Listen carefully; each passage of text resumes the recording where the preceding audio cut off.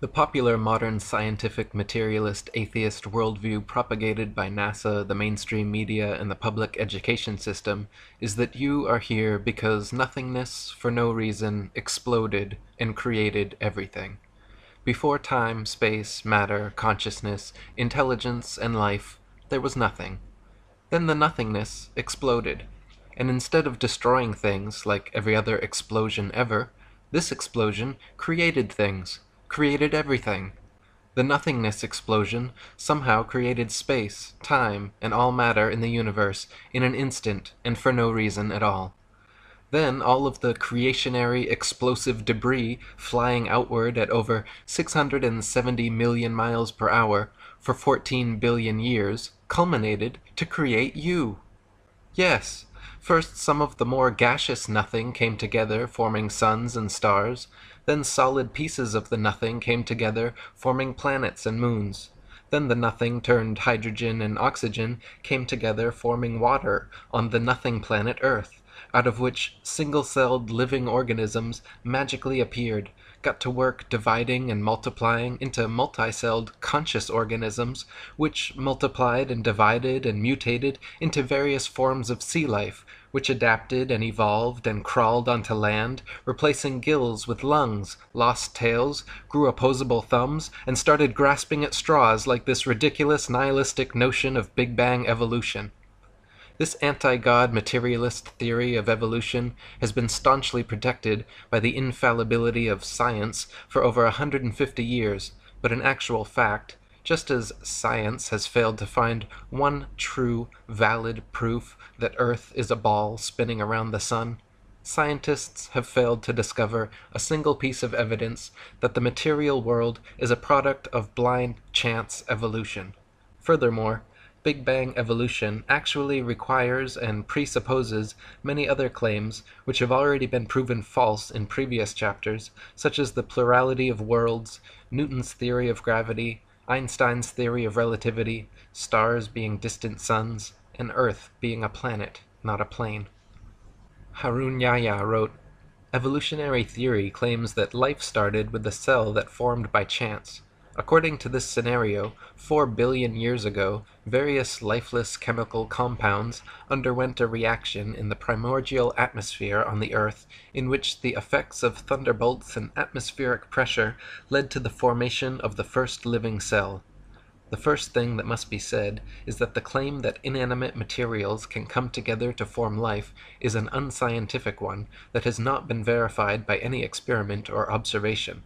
Life is only generated from life.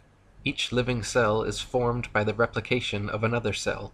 No one in the world has ever succeeded in forming a living cell by bringing inanimate materials together, not even in the most advanced laboratories. The theory of evolution faces no greater crisis than on the point of explaining the emergence of life. The reason is that organic molecules are so complex that their formation cannot possibly be explained as being coincidental, and it is manifestly impossible for an organic cell to have been formed by chance. How could all the interconnected and compartmentalized components, the cell wall, the cell membrane, the mitochondria, proteins, DNA, RNA, ribosomes, lysosomes, cytoplasm, vacuoles, nucleus, and other cell parts magically come together and create conscious, intelligent life from unconscious, dead matter? Just making one average-sized protein molecule is already composed of 288 amino acids of 12 varying types, which can be combined to 10 to the 300th power different ways. Of all those possibilities, only one forms the desired protein molecule, and there are over 600 types of proteins combined in the smallest bacterias ever discovered. Astronomer Fred Hoyle compared the odds that all the multifaceted and multifunctional parts of a cell could coincidentally come together and create life, analogous to a tornado sweeping through a junkyard and assembling a Boeing 747 from the materials therein. Hoyle wrote that if there were a basic principle of matter which somehow drove organic systems toward life, its existence should easily be demonstrable in the laboratory. One could, for instance, take a swimming bath to represent the primordial soup, fill it with any chemicals of a non-biological nature you please, pump any gases over it or through it you please, and shine any kind of radiation on it that takes your fancy. Let the experiment proceed for a year, and see how many of those 2,000 enzymes, protein produced by living cells, have appeared in the bath. I will give the answer, and so save all the time and trouble and expense of actually doing the experiment. You will find nothing at all, except possibly for a tarry sludge composed of amino acids and other simple organic chemicals. Even if scientists placed all the chemical substances necessary for life in a tank, applied to them any processes of their choice, and waited for billions of years, not a single living cell could or would ever form. Astrobiologist Chandra Wickraman Singh wrote, "The likelihood of the spontaneous formation of life from inanimate matter is 1 to a number with 40,000 zeros after it. It is big enough to bury Darwin and the whole theory of evolution. The beginnings of life were not random. They must have been the product of purposeful intelligence. From my earliest training as a scientist, I was very strongly brainwashed to believe that science cannot be consistent with any kind of deliberate creation. That notion has had to be painfully shed. At the moment, I can't find any rational argument to knock down the view which argues for conversion to God. We used to have an open mind. Now we realize that the only logical answer to life is creation, and not accidental random shuffling." Harun Yahya wrote, "Scientific proofs from such branches of science as paleontology, microbiology, and anatomy reveal evolution to be a bankrupt theory. It has been stressed that evolution is incompatible with scientific discoveries, reason, and logic. Those who believe in the theory of evolution think that a few atoms and molecules thrown into a huge vat could produce thinking, reasoning professors, university students, scientists, artists, antelopes, lemon trees, and carnations. Moreover, the scientists and professors who believe in this nonsense are educated people. That is why it is quite justifiable to speak of the theory of evolution as the most potent spell in history. Never before has any other belief or idea so taken away people's powers of reason, refused to allow them to think intelligently and logically, and hidden the truth from them as if they had been blindfolded. Consciousness, life, the beautiful diversity, complexity, and interconnectedness of nature and the universe simply could not be the result of some random coincidental physical phenomenon. If the likelihood of life forming from inanimate matter is 1 to the 10 to the 40,000th power, then those are precisely the magnificent odds against which the universe could be unintelligently designed. Even the simple formation of DNA and RNA molecules are similarly beyond the reach of chance to come together, equivalent to 1 times 10 to the 600th power, or 10 with 600 zeros afterwards. Such a mathematical improbability actually so closely borders the impossible that the word improbable becomes misleading.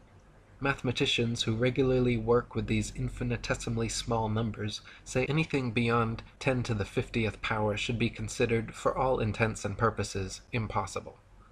Dr. Leslie Orgel, an associate of Francis Crick, the discoverer of DNA, wrote, "It is extremely improbable that proteins and nucleic acids, both of which are structurally complex, arose spontaneously in the same place at the same time. Yet it also seems impossible to have one without the other.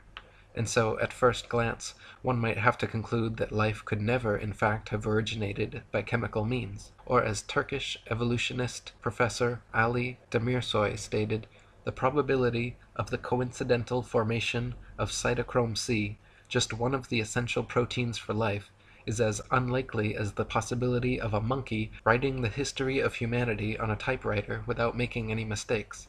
Some metaphysical powers beyond our definition must have acted in its formation."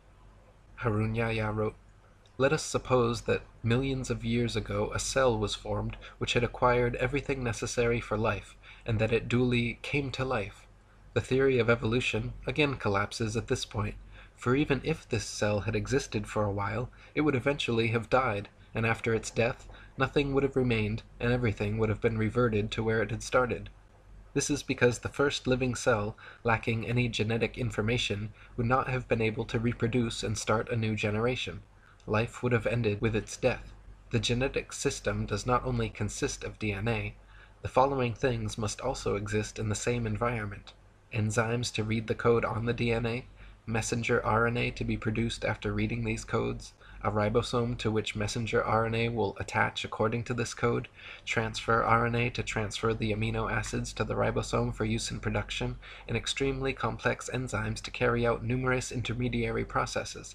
Such an environment cannot exist anywhere apart from a totally isolated and completely controlled environment, such as the cell, where all the essential raw materials and energy resources exist. The Big Bang theory is easily proven false, as the nature of explosions is to destroy, to break things down into their constituent parts, increasing chaos and decreasing order. Explosions simply do not and cannot create things, causing disparate parts to combine into more ordered wholes, as the Big Bang theory contends. Similarly, the theory of evolution is proven false by entropy, the second law of thermodynamics. It is a fact that systems left to their own devices tend to become corrupted, disordered, and dispersed over time. All things, living or not, wear out, deteriorate, and decay. They do not spontaneously come together over time in incredibly implausible combinations, creating diverse, complex, and beautiful living forms. Thus, the theory of evolution is in direct opposition to the law of entropy. Evolution supposes things become more ordered, more structured, and more complex over time. But from rust to mold to rotting corpses, nature is everywhere at odds with such a notion. Furthermore, according to the Le Chatelier principle in chemistry, life could not have been formed in the sea as evolutionists allege anyway, since the peptide bond created by amino acid chains produces water molecules. It is not possible for such a reaction to take place in a hydrous environment. Harun Yahya wrote, "Organic matter can self-reproduce only if it exists as a fully developed cell with all its organelles in an appropriate environment where it can survive, exchange materials, and get energy from its surroundings. This means that the first cell on Earth was formed all of a sudden, together with its amazingly complex structure. What would you think if you went out hiking in the depth of a thick forest and ran across a brand new car among the trees? Would you imagine that various elements in the forest had come together by chance over millions of years and produced such a vehicle? All the parts in the car are made of products such as iron, copper, and rubber, the raw ingredients for which are all found on the earth. But would this fact lead you to think that these materials had synthesized by chance and then come together and manufactured such a car? There is no doubt that anyone with a sound mind would realize that the car was a product of an intelligent design, in other words, a factory, and wonder what it was doing there in the middle of the forest. The sudden emergence of a complex structure in a complete form, quite out of the blue, shows that this is the work of an intelligent agent. An extraordinarily complex system like the cell is no doubt created by a superior will and wisdom. In other words, it came into existence as a creation of God. Many facets of nature are far too complex, specialized, and perfect to have arisen simply due to blind chance changes over time. For example, the eye, with its various parts and mechanisms, all working together with the brain producing the sharpest, clearest 3D color images imaginable. Even the most advanced cameras and plasma screens ever produced by humans cannot provide an image as perfect in detail and clarity as our own eyes.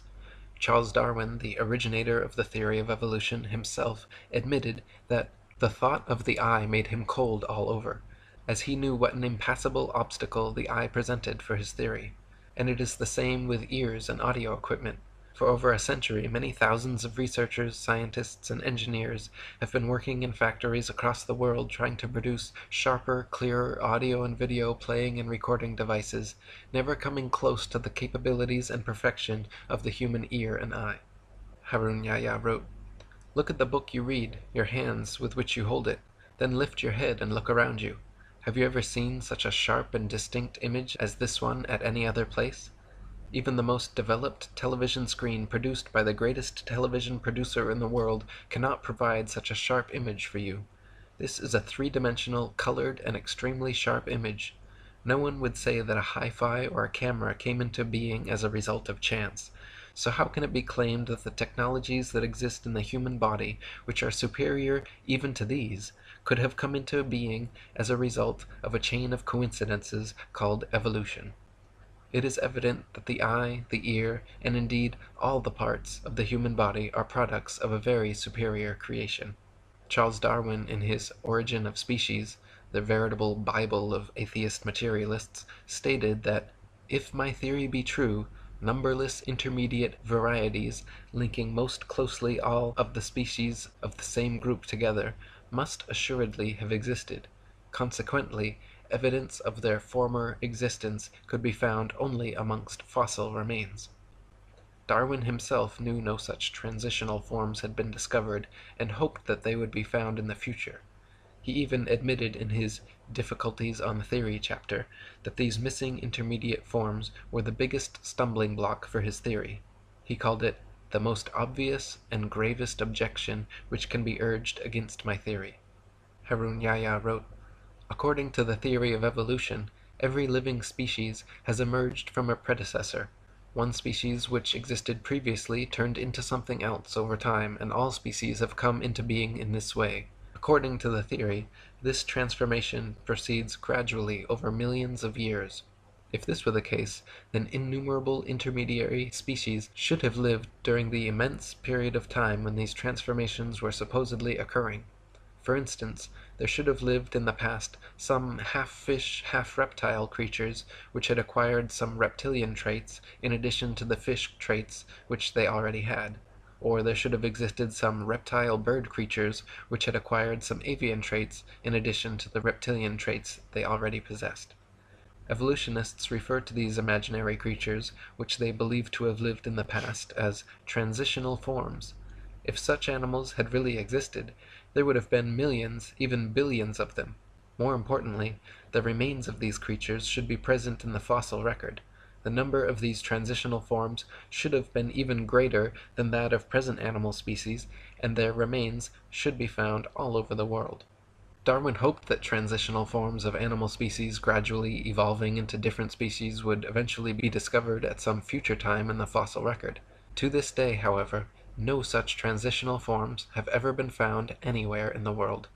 Darwin's observations regarding natural selection and adaptation were certainly correct. So-called microevolution of various traits and characteristics within a species has been confirmed and widely exists.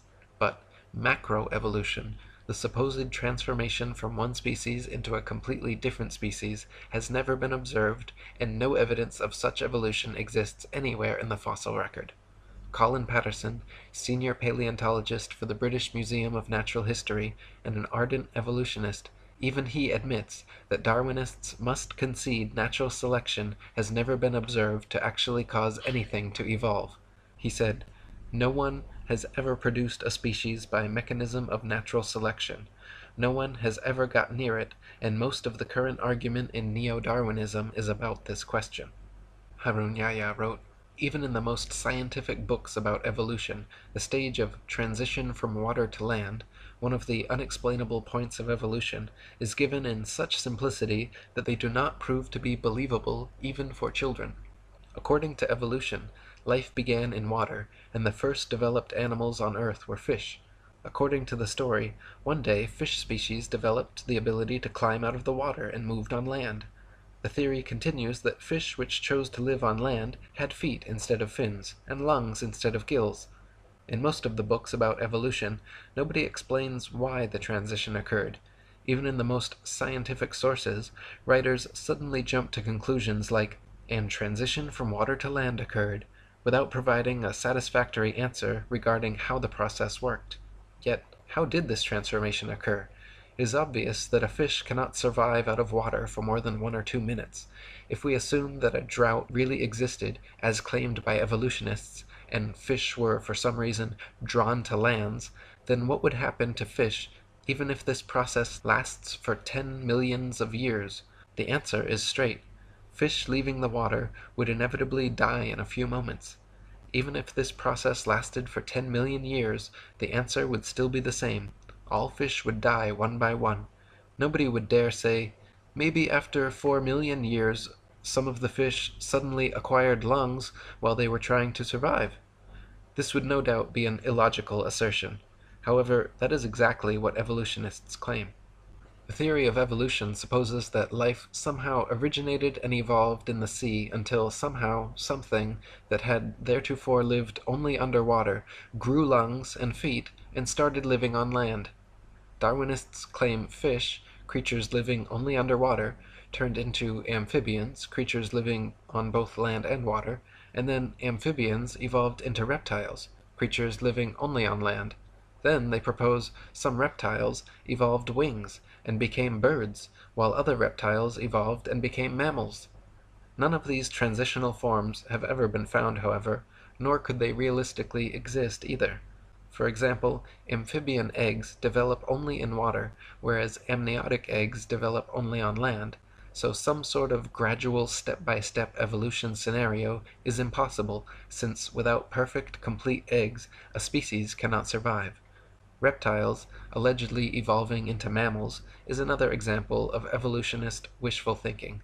Reptiles are cold-blooded, lay eggs, do not suckle their young, have one middle ear bone, 3 mandible bones, and bodies covered in scales, whereas mammals are warm-blooded, have live births, suckle their young, have 3 middle ear bones, 1 mandible, and are covered in fur or hair. Far too many distinct differences for gradual evolution. Reptiles evolving wings is another sheer impossibility, as the structure of land-dwelling reptiles and air-dwelling birds are far too different. Engin Qurer, a Turkish evolutionist, admits the problem wings present to Darwin's theory.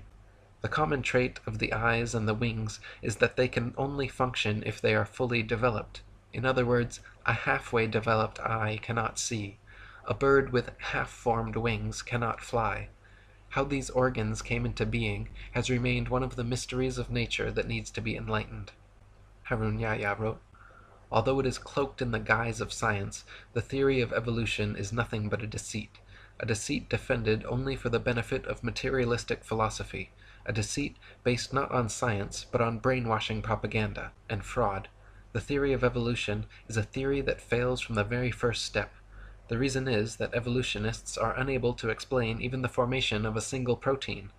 Neither the laws of probability nor the laws of physics and chemistry offer any chance for the fortuitous formation of life. Does it sound logical or reasonable, when not even a single chance-formed protein can exist, that millions of such proteins combined in order to produce the cell of a living thing, and that billions of cells manage to form and then come together by chance to produce living things, and that from them generated fish, and that those that passed to land turned into reptiles, birds, and that this is how all the millions of different species on Earth were formed? They have never found a single transitional form, such as a half-fish, half-reptile, or half-reptile, half-bird, nor have they been able to prove that a protein, or even a single amino acid molecule composing a protein, could have formed under what they call primordial Earth conditions. Not even in their elaborately equipped laboratories have they succeeded in doing that. Darwin's theory is a concept that concerns not only biology, chemistry, astronomy, and metaphysics, but actually formed the basis for a new political outlook as well. Within a very short time, this new progressive political attitude was redefined as social Darwinism, and as many historians have suggested, social Darwinism became the ideological basis of fascism, communism, and eugenics. Darwin's idea of natural selection and survival of the fittest were central to the insane ideologies of many of the 20th century's worst mass murderers, including Mao, Stalin, Lenin, Trotsky, Marx, and Pol Pot.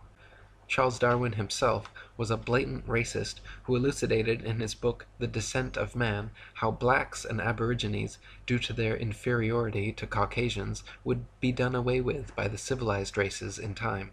Freemasonic records state that Charles Darwin's grandfather, Erasmus Darwin, was a philosopher, scientist, and physician who advanced ideas on evolution back in the 18th century.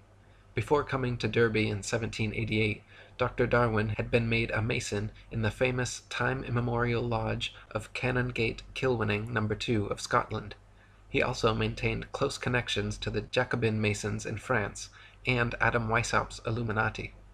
Sir Francis Darwin and Reginald Darwin, two of his sons, were also made Masons in Tyrian Lodge number 253 at Derby. Charles Darwin does not appear on the rolls of the lodge, but it is most likely that he, like his grandfather, his sons, and his bulldog, T.H. Huxley, was a Mason. Charles wrote that he used to listen to his grandfather's ideas of evolution and was greatly influenced by them. Erasmus was the first man to put forward the notion of evolution in England. He was known as a respected person, but he had a very dark private life, and at least 2 illegitimate children. Charles himself would go on to marry his first cousin and have 3 children die due to complications from inbreeding. Harun Yahya wrote, Masons, thinking that Darwinism could serve their goals, played a great role in its dissemination among the masses. As soon as Darwin's theory was published, a group of volunteer propagandists formed around it, the most famous of whom was Thomas Huxley, who was called Darwin's bulldog. Huxley, whose ardent advocacy of Darwinism was the single factor most responsible for its rapid acceptance, brought the world's attention to the theory of evolution in the debate at the Oxford University Museum, in which he entered into on June 30th, 1860, with the Bishop of Oxford, Samuel Wilberforce. Huxley's great dedication to spreading the idea of evolution, together with his establishment connections, is brought into further light according to the following fact. Huxley was a member of the Royal Society, one of England's most prestigious scientific institutions, and, like nearly all the other members of this institution, was a senior Mason. Other members of the Royal Society lent Darwin significant support. In short, Darwin wasn't acting alone.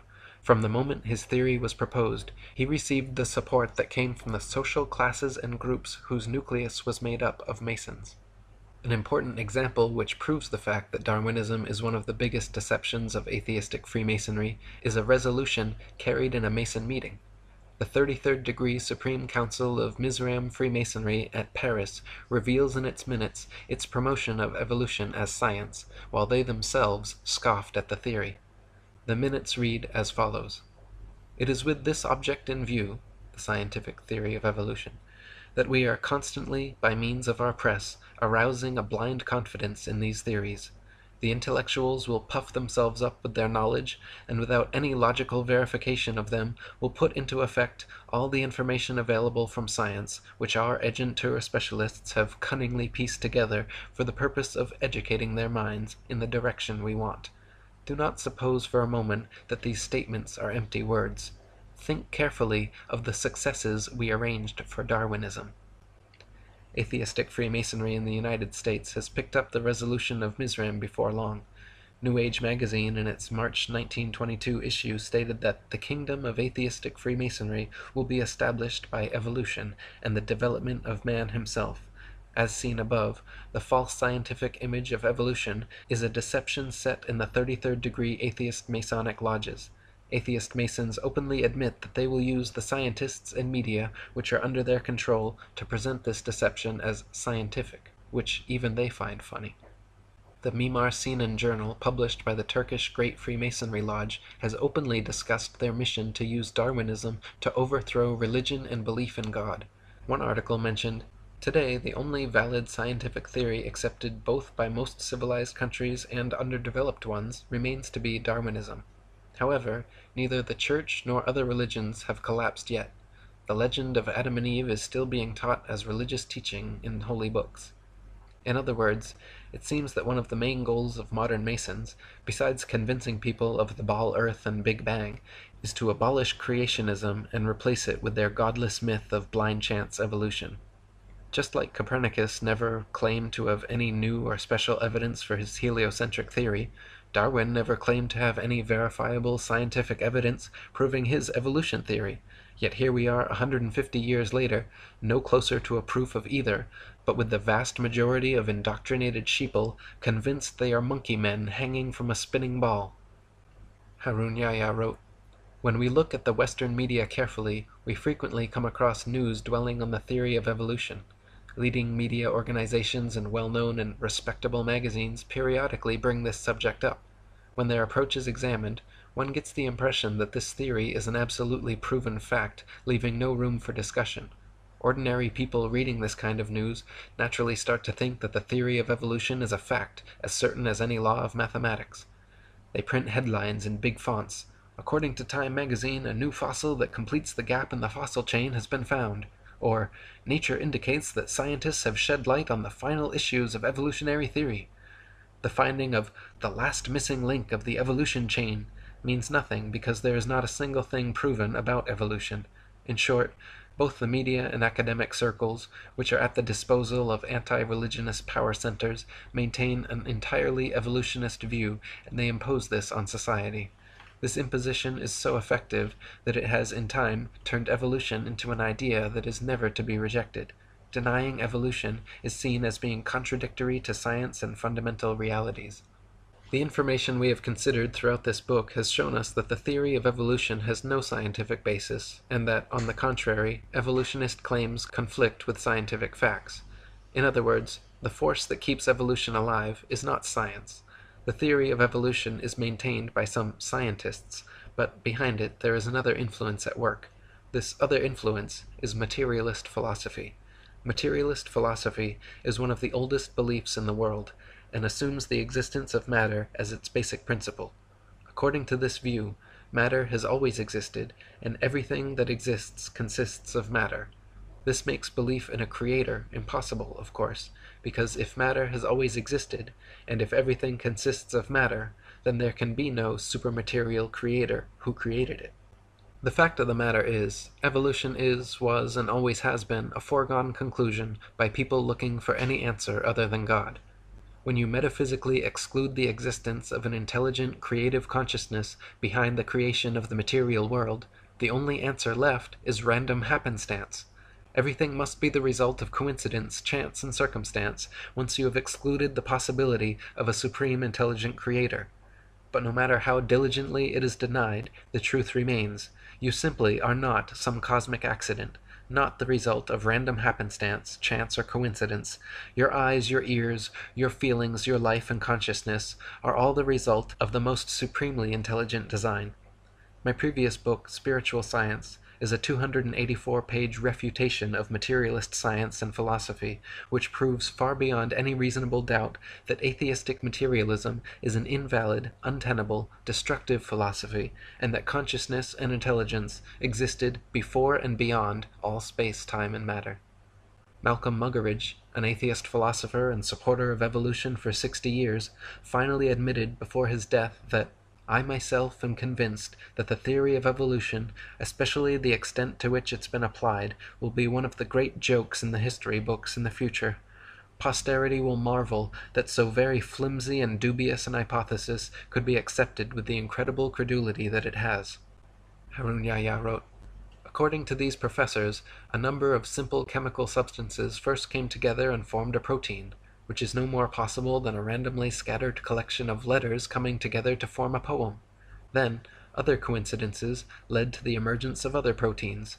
These then also combined by chance in an organized manner, not just proteins, but DNA, RNA, enzymes, hormones, and cell organelles, all of which are very complex structures within the cell, coincidentally happen to emerge and come together. As a result of these billions of coincidences, the first cell came into being. If you put a carved stone or wooden idol in front of these people and told them, look, this idol created this room and everything in it, they would say that was utterly stupid and refuse to believe it. Yet, despite that, they declare the nonsense that the unconscious process known as chance gradually brought this world and all the billions of wonderful living things in it into being, to be the greatest scientific explanation. In short, these people regard chance as a god and claim that it is intelligent, conscious, and powerful enough to create living things and all the sensitive balances in the universe. One of the first frauds in the history of Darwinism, known as recapitulation theory and heralded as undeniable proof of evolution, was an idea proposed and propagated by a racist eugenicist professor named Ernest Haeckel in the late 19th century. A contemporary and friend of Charles Darwin, and Thomas Bulldog Huxley, Haeckel postulated that human and other animal embryos experience a miniature form of the entire evolutionary impulse during their development in the womb, displaying first characteristics of fish, then reptile, and lastly mammalian or human. It has long been eliminated from scientific literature, but many people and popular sources still unknowingly quote and believe in Haeckel's fraudulent work. Several popular magazines and school textbooks, as recently as the 1990s, over a century after being exposed, were still publishing Haeckel's hoaxed pictures and recapitulation theory as science fact. Harun Yahya wrote, "It has since been proven that this theory is completely bogus. It is now known that the gills that supposedly appear in the early stages of the human embryo are in fact the initial phases of the middle ear canal, parathyroid, and thymus. The part of the embryo which was likened to the egg yolk pouch turns out to be a pouch that produces blood for the infant. The part that had been identified as a tail by Haeckel and his followers is in fact the backbone, which resembles a tail only because it takes shape before the legs do." Another interesting aspect of recapitulation was Ernest Haeckel himself, a faker who falsified his drawings in order to support the theory he advanced. Haeckel's forgeries purported to show that fish and human embryos resembled one another. When he was caught out, the only defense he offered was that other evolutionists had also committed similar offenses.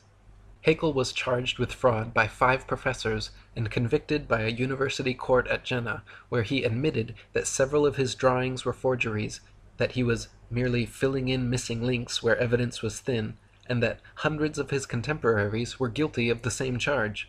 During the trial, he said, "After this compromising confession of forgery, I should be obliged to consider myself condemned and annihilated if I had not the consolation of seeing side by side with me in the prisoner's dock hundreds of fellow culprits, among them many of the most trusted observers and most esteemed biologists. The great majority of all the diagrams in the best biological textbooks, treatises, and journals would incur in the same degree the charge of forgery, for all of them are inexact, and are more or less doctored, schematized, and constructed." What an admission! Not only did Haeckel confess his own forgeries, but he admitted that there were hundreds of other scientific fraudsters similarly doctoring findings in the best biological textbooks, treatises, and journals, several of which will be examined in this chapter. As it turns out, Haeckel had simply copied and printed the same human embryo pictures several times over, claiming each were various other animal embryos with exact parallels, when in fact the parallels do not exist, and the pictures were copies he knowingly and intentionally made to suit his recapitulation idea. Malcolm Bowden wrote, "To support his theory, Haeckel, whose knowledge of embryology was self-taught, faked some of his evidence. He not only altered his illustrations of embryos, but also printed the same plate of an embryo 3 times, and labeled one a human, the second a dog, and the third a rabbit, to show their similarity." Dr. Michael Richardson wrote, "This is one of the worst cases of scientific fraud. It's shocking to find that somebody one thought was a great scientist was deliberately misleading. It makes me angry. What Haeckel did was to take a human embryo and copy it, pretending that the salamander and the pig and all the others looked the same at the same stage of development. They don't. These are fakes." For the past 150 years, evolutionist scientists have been working diligently to propagandize the public into believing that modern humans are descended from ancient apes. The final and most difficult theoretical leap for the theory of evolution is this supposed million-year transition from ape to human. The utter impossibility of evolving abilities like bipedality, erect spinal columns, and complex linguistic skills has been debated since the theory was first presented, but such obstacles will never stop die-hard evolutionists set on discovering, or inventing, a believable monkey-man transitional species. The first of these convenient evolutionary discoveries was the Neanderthal man, found in the Neander Valley of Germany in 1856. Just in time for the release of Darwin's Origin of Species. To this day, reconstructed drawings of hairy ape-like Neanderthal men are depicted in scholarly journals and school textbooks, and claim to be a missing evolutionary link. The fact is, however, that all so-called Neanderthal remains have never been shown to be any more different from modern humans than an Asian from a Caucasian, or an Inuit from an Aborigine. Also, the skull size shows its brain was actually 13% larger than the average brain of modern man, making it impossible to be an intermediary between man and ape. Even Time magazine in 1971 proclaimed the primitiveness of Neanderthal to be unwarranted, that he could walk the street today unrecognized. One writer even commenting that historians of the future may declare all of us insane for not detecting and refuting this incredible blunder with adequate determination. One of the main proponents pushing Neanderthal man as an authentic species nowadays is Rainer Prosch, a German professor who dated the fossils at 36,000 years old, allowing them to fit perfectly in the evolutionist timeline. In 2005, however, Prosch was forced to retire in disgrace by a panel of Frankfurt University heads who determined he had fabricated data and plagiarized the work of his colleagues over the past 30 years. The once renowned carbon dating expert has presently been completely ostracized from the scientific community. It has since been determined that all Neanderthal skeletal remains are no more than a few thousand years old, some only a few hundred. They have also found modern human DNA in the bones, that their brain capacity was 13% larger than the modern average, their height 5'9", comparable to our average, and they had advanced tools, buried their dead, and enjoyed art. University of Berlin professor Rudolf Virchow, Ernest Haeckel's former professor and the father of modern pathology, back in 1872 concluded the original Neanderthal remains were simply that of an unfortunate Homo sapiens who had suffered childhood rickets, adult arthritis, and was victim to several damaging blows to the head. Eric Trinkaus, a paleoanthropologist from New Mexico University, concluded his examination stating, "Detailed comparisons of Neanderthal skeletal remains with those of modern human have shown that there is nothing in Neanderthal anatomy that conclusively indicates locomotor, manipulative, intellectual, or linguistic abilities inferior to those of modern humans." In 1891, the next ape-man discovery was found in Java, Indonesia, by Eugene Dubois, who coincidentally happened to be a student and apprentice of evolutionist hoaxer Ernest Haeckel. Dubois found a skull cap, a leg bone, a jaw fragment, and 3 teeth, from which he reconstructed the ape-like Java man. Within 10 years of its discovery, Java man was the main subject of over 80 evolution books and articles. It was given the scientific name of Anthropopithecus erectus, and later changed to Pithecanthropus erectus, and finally Homo erectus, undoubtedly for super-official pseudoscientific reasons. Hank Hanegraaff wrote, "Java man was discovered by a Dutchman. I'm a little embarrassed by that because I'm a Dutchman myself. His name was Eugene Dubois. The bones were found in 1891 on an Indonesian island of Java in Southeast Asia along the banks of the Solo River. And there was an interesting assortment. He found a leg bone, a skull cap, a jaw fragment, and 3 teeth. And that's what he concocted Java man from. Interestingly, some of the teeth were old and some young. The bones belonged to ape, female and male. It was an interesting conglomeration, and the reason that people didn't catch on to it is because the find of Dubois was kept from scholars for about 30 years. He also withheld the discovery of modern human remains, which were found in the same stratum as Java man. Of course, that would have ruined his claims that Java man was the ancestor of modern-day humans. Finally, enough pressure was placed on him that the actual bones were allowed to be examined and the discrepancies were found, and eventually enlightened America, as well as the world, found out that this was a hoax. Unfortunately, hoaxes die hard. Recently, Time magazine ran a cover story entitled "How Man Became Man," and starts off ridiculing Christians and creationists, then goes on to present Java man as though it were a fact. Java man's teeth were found to be of different ages, and the bones a mixture of human and ape, with a giant gibbon skull. Rudolf Virchow, Haeckel's own professor and the foremost pathology expert of his time, stated, "In my opinion, this creature was an animal, a giant gibbon in fact, and the thigh bone has not the slightest connection with the skull." He and many others have concluded the thigh bone is quite clearly human, while the skull cap and teeth belong to a primate. In 1912, a doctor and paleoanthropologist named Charles Dawson claimed to have found a jawbone and cranial fragment of an ape-man transitional form in a pit in Piltdown, England. It was alleged to be 500,000 years old, and was displayed as absolute proof of human evolution in museums across the world. For the next 40 years, scores of scientific articles, artist reconstructions, and over 500 doctoral theses were written about Piltdown Man. Objections and criticisms were raised immediately by contemporaries like Arthur Keith, but managed to be mitigated by Dawson until 1953, when tests proved conclusively that the Piltdown skull was actually human and only a few hundred years old, while the lower protruding jaw was from a recently deceased orangutan. Investigators found that Dawson had artificially worn down the orangutan jaw and that the primitive tools discovered alongside the fossils were imitations Dawson had sharpened with steel implements. Dawson also filled the molar surfaces of the teeth to more resemble those of man, and stained all the fossils with potassium dichromate to give them an antiquated appearance. The stains quickly disappeared when dipped in acid, however. Wilfrid LaGraw-Clark, a member of Joseph Weiner's team who uncovered the forgery, stated that the evidences of artificial abrasion immediately sprang to the eye. Indeed, so obvious did they seem, that it may well be asked, how was it that they had escaped notice before? Within days, Piltdown Man was removed from the British Museum, where it had been on display for 4 decades. Since conclusively being proven a hoax in 1953, many of Dawson's other paleontological finds have also proven to be fakes or planted. In 2003, Dr. Miles Russell of Bournemouth University published the results of an investigation into Dawson's antiquarian collection, concluding that at least 38 specimens were clear fakes, noting that Dawson's entire academic career appears to have been built upon deceit, sleight of hand, fraud, and deception, the ultimate gain being international recognition.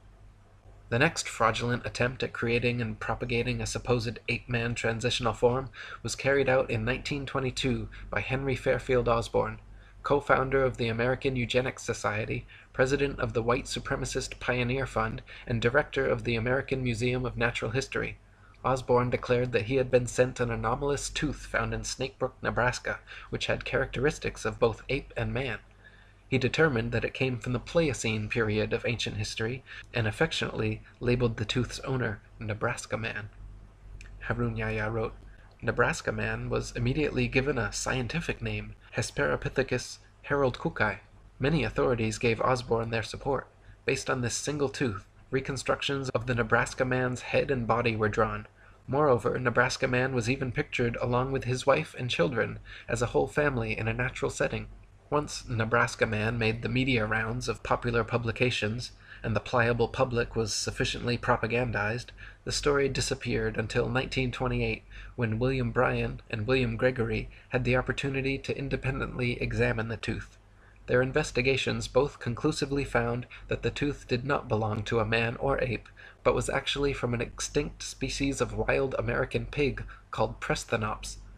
After William Gregory published his article, Hesperopithecus, apparently not ape nor a man, in Science magazine, all drawings and models of Nebraska Man and his family were quickly removed from evolutionist publications. Henry Osborn himself was forced to concede that Nebraska Man, Hesperopithecus haroldkukei, the supposed example of the Pliocene Pithecanthropus erectus, and his whole imaginary family were completely fictional fabrications. He never admitted to intentional fraud, and why would he? But as an ardent evolutionist, eugenicist, and white supremacist, a level of confirmation bias was likely. Osborn was even such a sadistic racist that he was quoted during a national debate unabashedly saying of World War I Army intelligence tests that, "I believe those tests were worth what the war cost, even in human life. We have learned once and for all that the Negro is not like us." Harun Yahya wrote, after Darwinism advanced the claim with his book The Descent of Man that man evolved from ape-like living beings, he started to seek fossils to support this contention. However, some evolutionists believed that half-man, half-ape creatures were to be found not only in the fossil record, but also alive in various parts of the world. In the early 20th century, these pursuits for living transitional links led to unfortunate incidents, one of the cruelest of which is the story of a pygmy by the name of Odabenga. Odabenga was captured in 1904 by an evolutionist researcher in the Congo. In his own tongue, his name meant friend. He had a wife and 2 children. Chained and caged like an animal, he was taken to the USA, where evolutionist scientists displayed him to the public in the St. Louis World Fair along with other ape species and introduced him as the closest transitional link to man. 2 years later, they took him to the Bronx Zoo in New York, and there they exhibited him under the denomination of Ancient Ancestors of Man, along with a few chimpanzee, a gorilla named Dina, and an orangutan called Duhong. Dr. William Hornaday, the zoo's evolutionist director, gave long speeches on how proud he was to have this exceptional transitional form in his zoo, and treated caged Otabenga as if he were an ordinary animal. Unable to bear the treatment he was subjected to, Otabenga eventually committed suicide. Piltdown Man, Nebraska Man, Otabenga. These scandals demonstrate that evolutionist scientists do not hesitate to employ any kind of unscientific method to prove their theories. In 1927, Davidson Black declared he had discovered 5 crushed skulls and several teeth near Beijing belonging to an ancient ape-man species now widely known as Peking Man, or Peking Man. Somewhere between 1941 and 1945, all the original bones were mysteriously lost, however, leaving only a few plaster casts left to examine. At the same site where this supposed missing link was found, there were also found the remains of 10 fully human skeletons who quarried nearby limestone, built fires, and left behind a variety of tools. Many scientists now believe the tools were used on Peking Man rather than by them. The back of the skulls were all bashed in, and in that part of the world, monkey brains are a delicacy, so it is likely that Peking Man were actually Peking apes, and they were man's meal, not man's ancient ancestor. In 1974, Donald Johanson discovered Lucy, a 3-foot-tall, supposedly 3 million-year-old Australopithecine in Ethiopia. Widely publicized as our oldest direct human ancestor, Lucy made the usual rounds of scientific magazine journals and school textbooks. Don Johanson modestly claimed that Lucy was the most important find made by anyone in the history of the entire human race, and the media heralded him a hero. He was promoted from assistant professor to receiving his own Institute for Human Biology at Berkeley. During all this time, he never allowed scientists to examine Lucy's bones until 1982, 8 years later.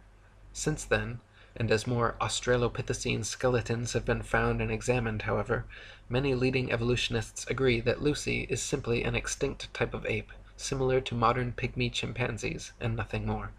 They may have walked slightly more upright than most apes, but were not bipedal or erect, could not talk, spent most of their time on trees, and walked on all fours. Lord Solly Zuckerman and Professor Charles Oxnard did 15 years of research on Australopithecines along with a team of 5 specialists, coming to the conclusion that all the various specimens of Australopithecus they examined were only an ordinary ape genus and definitely not bipedal. The French Science and Life magazine ran the cover story in May 1999, Goodbye Lucy, writing about how Lucy, the most famous fossil of Australopithecus, was not the root of the human race and needs to be removed from our supposed family tree. However, even now in 2014, a movie named Lucy has just been released by Masonic Universal Pictures, where the Lucy ape-woman fraud is still treated as scientific fact throughout the entire movie. In 1982, a skull fragment found in the Spanish town of Ors was hailed to be the oldest fossilized human remain ever found in Eurasia. Ors Man was supposedly a 17-year-old ape-man who lived between 900,000 and 1,600,000 years ago, and was presented to the world with the usual reconstructed drawings showing a young, hairy man-ape teenager. In 1983, however, a team of scientists from France concluded that the skull fragment was actually from a 4-month-old donkey. A 3-day scientific symposium had been scheduled so experts could examine and discuss the bone, but was immediately cancelled after the French investigation. Embarrassed Spanish officials sent out 500 letters to the would-be attendees apologizing. After more conclusive tests, the Daily Telegraph on May 14, 1984 carried the headline, "Ass Taken for Man." Later in 1984, Kamoya Kimu, in a team led by paleoanthropologist Richard Leakey, discovered Turkana Boy at Neriakatom near Lake Turkana, Kenya. Turkana Boy was proclaimed to be a preteen boy from 1.5 to 1.6 million years ago and is now regarded as the most complete early human skeleton ever found. Much like Neanderthal man, however, Turkana Boy, or Neriakatomi Homo erectus, is no different from modern man. American paleoanthropologist Alan Walker said, "I doubt the average pathologist could tell the difference between the fossil skeleton and that of a modern human." He wrote that he laughed upon first seeing it because it looked so much like a Neanderthal. Turkana Boy was bipedal, with arms and legs of human proportions, an upright skeletal structure, comparable in height, cranial size, and development rate of modern humans. Even the discovering team leader Richard Leakey stated that the difference between this specimen of Homo erectus and modern man are no more pronounced than simple racial variances. The shape of the skull, the degree of protrusion of the face, the robustness of the brows, and so on, these differences are probably no more pronounced than we see today between the separate geographical races of modern humans. Such biological variation arises when populations are geographically separated from each other for significant lengths of time. So when seen for what they really are, all the supposed ape-men discoveries and reconstructions are nothing but frauds and fantasies. Neanderthal man was just an ordinary man. Java man and Piltdown man were composed of human and ape bones. Nebraska man was actually a pig. Peking man was actually man's meal. Lucy was just a monkey. Orse man was a donkey. And Turkana Boy was just a boy. Harun Yahya wrote, Reconstruction can be explained as drawing a picture or constructing a model of a living thing based on a single bone, sometimes only a fragment that has been unearthed. The ape-men we see in newspapers, magazines, or films are all reconstructions. The fossils that are claimed to be evidence for the human evolution scenario are in fact products of fraud. For more than 150 years, not even a single fossil to prove evolution has been found. As a matter of fact, the reconstructions, drawings or models, of the fossil remains made by the evolutionists are prepped speculatively precisely to validate the evolutionary thesis. David R. Pilbeam, an anthropologist from Harvard, stresses this fact when he says, "At least in paleoanthropology, data are still so sparse that theory heavily influences interpretations. Theories have, in the past, clearly reflected our current ideologies instead of the actual data. Since people are highly affected by visual information, these reconstructions best serve the purpose of evolutionists, which is to convince people that these reconstructed creatures really existed in the past." All the many models, drawings, cartoons, mannequins, and movies made involving various ape-men are complete fiction and fabrication, because no one can actually accurately determine the outward appearance of an animal based solely on bone structure.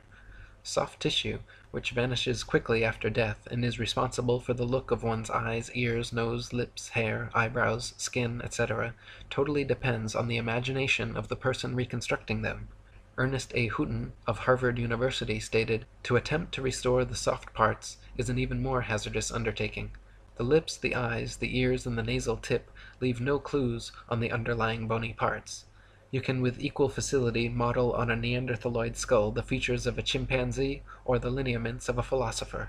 These alleged restorations of ancient types of man have very little if any scientific value, and are likely only to mislead the public. So put not your trust in reconstructions." There is no concrete fossil evidence to support the ape-man image which is unceasingly promulgated by the media and evolutionist academic circles.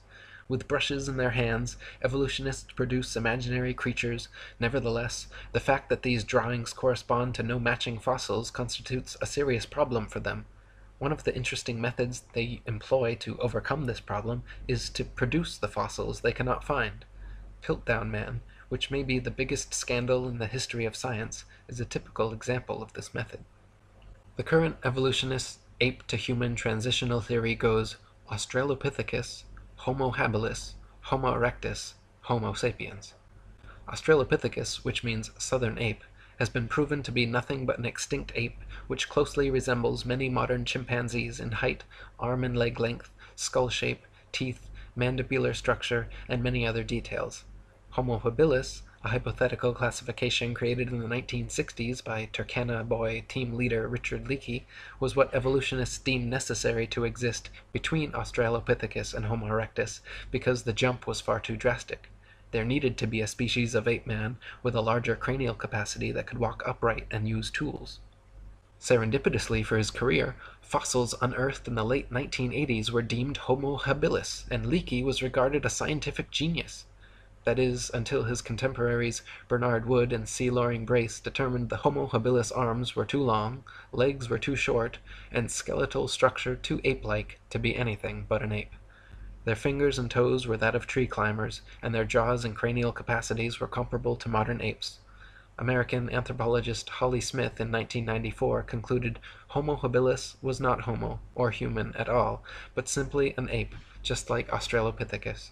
She stated that restricting analysis of fossils to specimens satisfying these criteria, patterns of dental development of Australopithecines and Homo habilis remain classified with African apes. Those of Homo erectus and Neanderthals are classified with humans. So Australopithecus and Homo habilis, the first two classifications, are both actually fully ape, while Homo erectus and Homo sapiens, the second two classifications, are in fact fully human and comparable to modern man, with variances no greater than the natural variances of race and genetics. So even after 150 years of discoveries, evolutionists are no closer to finding a true transitional species existing between ape and man, and no closer to proving their theory. Nor can they answer how apes could develop bipedality, human arm and leg length ratios, erect spinal columns, and complex linguistic skills. If humans evolved from apes, why do apes still exist? Why don't any of these supposed transitional forms still exist now, and where are true examples in the fossil record? See, they've got these links in the supposed evolutionary chain that they don't have fake answers for, so they've had to come up with them along the way. And so, they say that the Big Bang happened and everything came from nothing for no reason due to gravity, their God. And then all of this explosion, which, unlike most explosions which destroy things, this explosion created things. It created everything somehow out of nothing. So it's a creationary explosion. And then all this debris, which came out of nowhere, nothing. And now, what is this debris? What is it? It's the lighter elements, I guess. Hydrogen, helium. Okay, whatever. And then somehow they become greater elements and bigger, heavier elements. And they start spinning around and they become these planetoids, lifeless. Oh, but then somehow water forms, the elements come together, and somehow with an intricate, meandering of these elements, consciousness and life and intelligence somehow comes into play.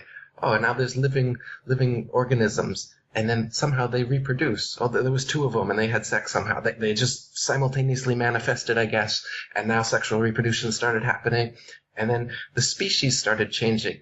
And they had two males that reproduce. How is that?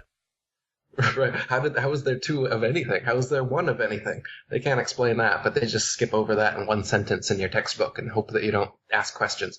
Oh, and okay, so then it's multicellular organisms, and then it's a fish, say, in the water somehow. Okay, now we're up to fish now. And then the fish somehow crawl up onto land, and they don't die like every fish you've ever seen that jumps out of the water. Somehow it lives. It transitions its gills into lungs. It mates. Somehow the offspring live, and then the offspring have magically mutated into air-breathing fish-like amphibians now. And then the amphibians turn into reptiles, and then we got to get them flying. Okay, that's where the dinosaurs start coming in. We got a flying pterodon, pterodactyl, terrorist. We like that word, terra. Terra means earth, the earth that we lie about. So it's a flying dinosaur. And then they got dinosaurs that supposedly had feathers that they're trying to convince you of. Feathers that fossilized 65 million years ago. And now we have proof that dinosaurs were the evolutionary link to feathered birds. Again, these have been exposed as hoaxes if you look into them. I won't get into it here. But then suddenly a meteorite comes. And what does the meteorite do besides reinforcing their bullshit spinning ball infinite universe? It does away with all of these supposed dinosaurs that existed. And cockroaches and frogs and other lizards and all the other stuff that's still alive today, those were able to survive the meteor. But somehow all those big, giant, ridiculous lizards that would topple under their own weight and whose bones couldn't possibly support their massive structures, those all went away. Except for some bones which paleontologists find, not normal people, not everyday people tripping over them for thousands and thousands of years, but just interested parties for the past 150 years, the first dinosaur bone discovered shortly after the idea of evolution was introduced. So it's just a convenient, these supposed transitional forms, dinosaurs, the ape man, human man, all this stuff. This is just what they need to make their evolution idea seem plausible, and they fabricate the supposed evidence for you to make you believe in it.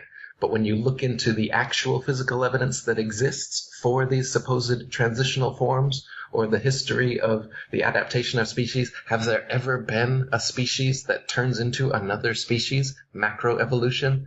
No. It's never happened. They have no proof of it.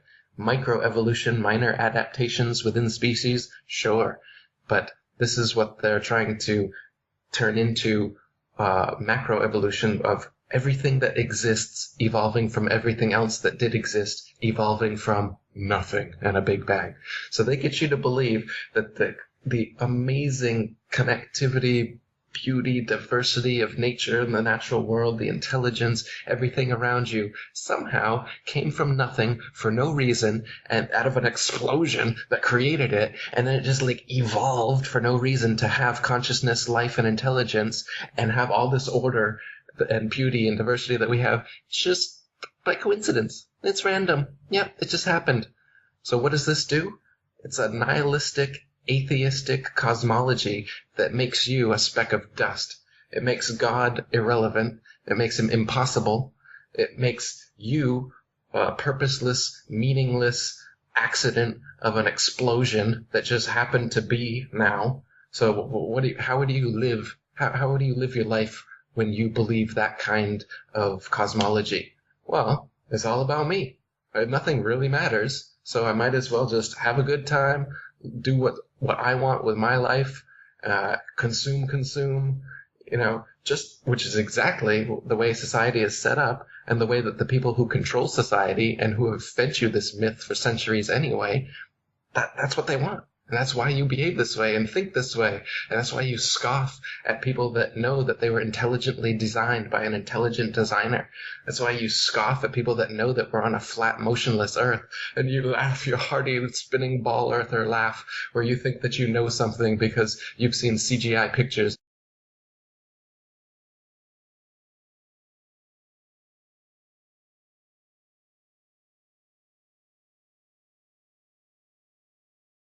One that has not been verified by any experiment or observation.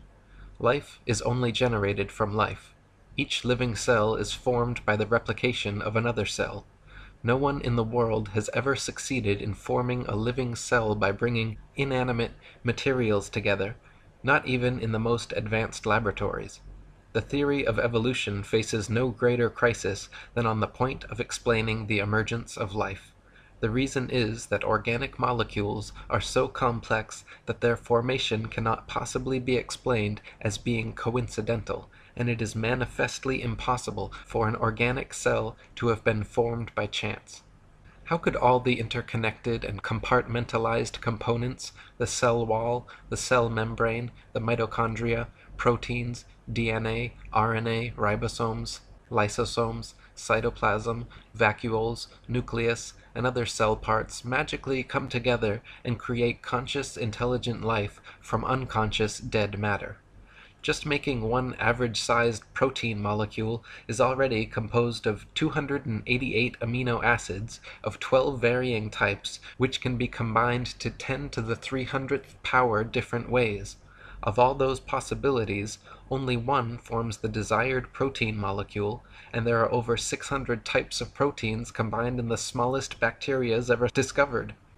Astronomer Fred Hoyle compared the odds that all the multifaceted and multifunctional parts of a cell could coincidentally come together and create life analogous to a tornado sweeping through a junkyard and assembling a Boeing 747 from the materials therein.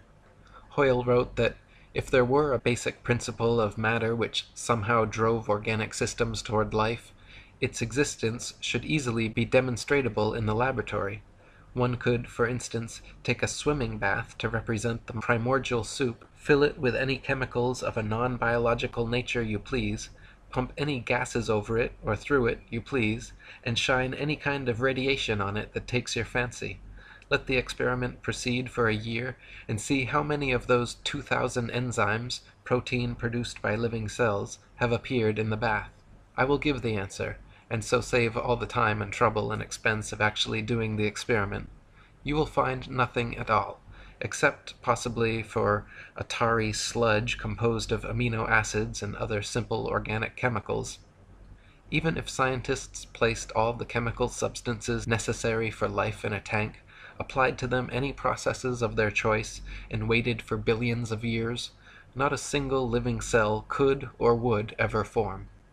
Astrobiologist Chandra Wickraman Singh wrote, "The popular modern scientific materialist atheist worldview propagated by NASA, the mainstream media, and the public education system is that you are here because nothingness, for no reason, exploded and created everything. Before time, space, matter, consciousness, intelligence, and life, there was nothing. Then the nothingness exploded.